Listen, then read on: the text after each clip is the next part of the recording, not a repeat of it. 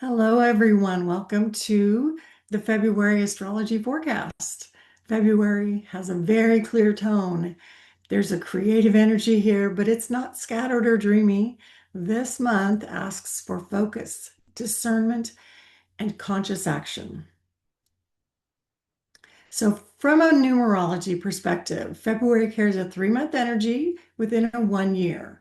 That means that creativity and expression want a direction. It's not about doing more, it's about doing what matters.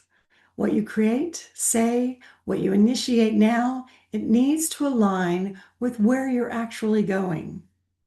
So, I'm going to go through the major transits in this month and pick out a few, and you'll see there's some biggies. So on February 1st, we begin the month with a full moon at 13 degrees of Leo.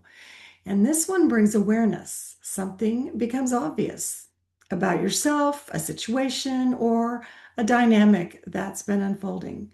So pay attention to what's happening around you. And feedback is information.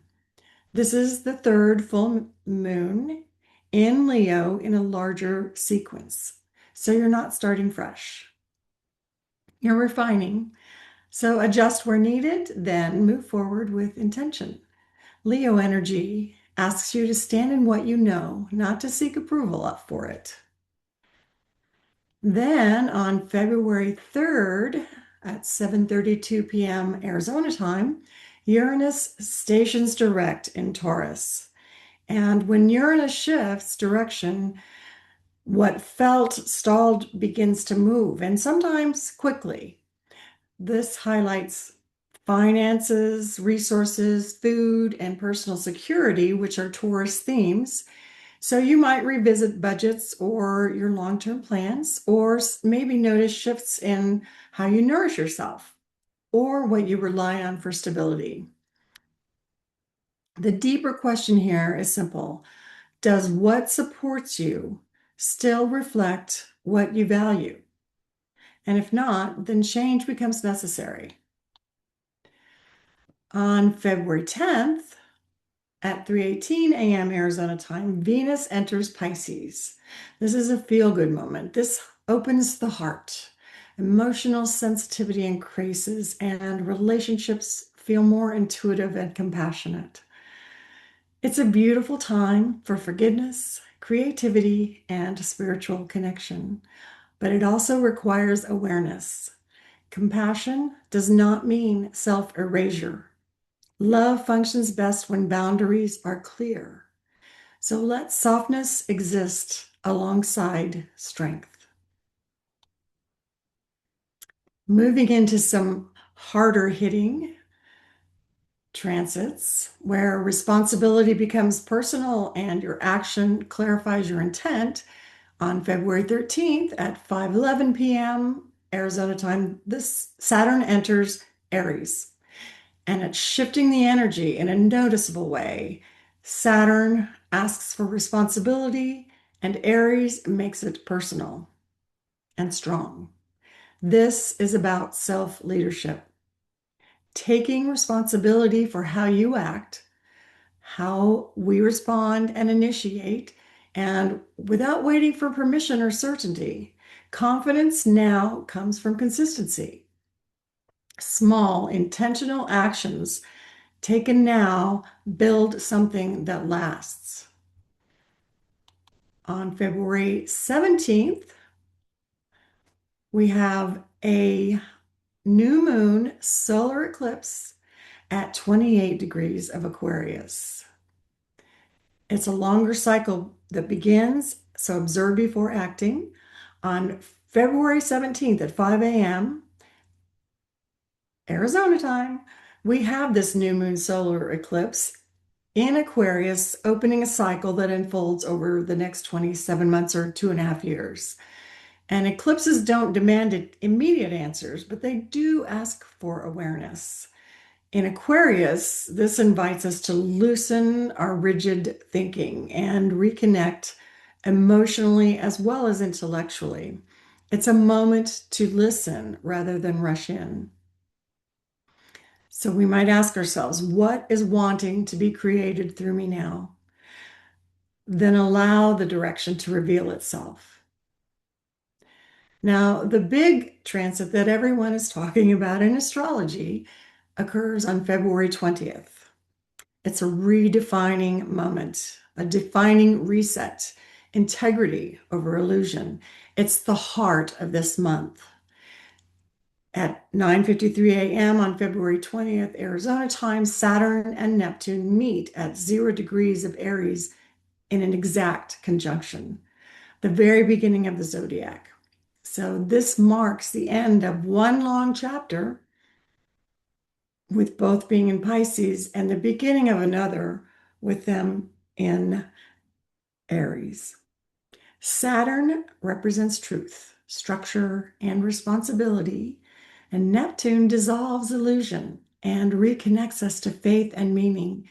When they come together, anything built on avoidance or denial or borrowed beliefs begin to fall away. This is not about fixing what's broken. This is about starting clean and building a strong foundation for what comes next. On a personal level, then we ask ourselves, where have I outgrown old beliefs? Or where have I been avoiding responsibility for my own direction? And what does it mean to live in alignment, not just believe in it, but to act on it with integrity? And Aries is involved. So faith becomes something that we act on. Integrity becomes visible through choice. What we initiate now needs to be able to withstand pressure. Collectively, this is a turning point. Quiet, maybe, maybe not, but powerful indeed. And what endures from here forward will be built on honesty, accountability, and intention. So look at your natal chart to see what house these transits hit. And if you'd like a reading to help you understand what all of this means personally for you, you can book online at juliemayastrology.com, and I'd be happy to help you with that. Again, on February 20th, I'm going to be joining a small circle of astrologers and practitioners, of which many of you already know, for the Wholehearted Convergence Summit. This is a free gathering centered on this Saturn-Neptune exact conjunction, and it's hosted by Sally Nazari, Dr. Sally Nazari. Personally, I'll be speaking on generational family patterns, inheritance, and conscious choice as it relates and unfolds and provides opportunities in this Saturn-Neptune conjunction.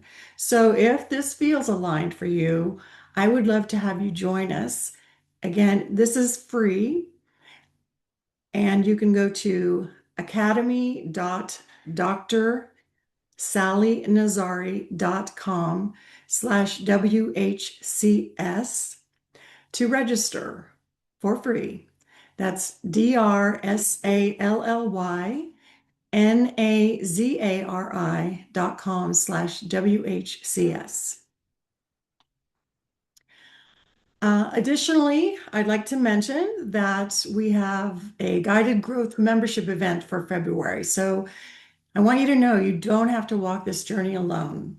In February, you can join our membership and get the third month free.